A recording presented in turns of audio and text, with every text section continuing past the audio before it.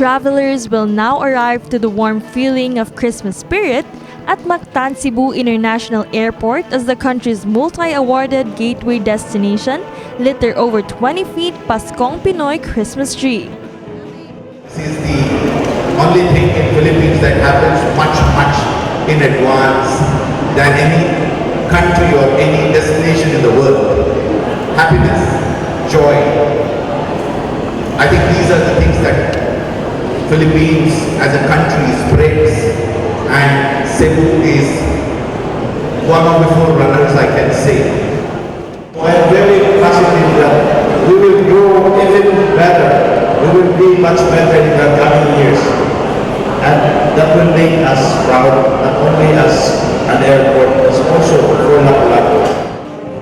Before the giant tree was lit, additional ornaments were added by MCIA's officials together with Lapu-Lapu City Mayor Junard Ahong-Chan and Lapu-Lapu City District Representative Cindy King-Chan.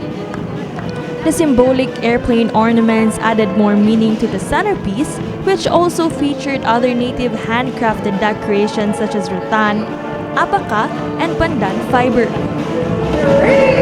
2, and 1!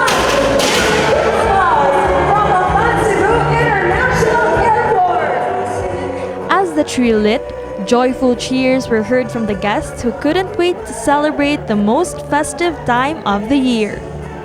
A special guest also surprised the audience, Santa Lorenzo, the adorable patrol dog of MCIA's K9 unit, who has captured the hearts of netizens with his dedication at work, patrolling the baggage claim carousel.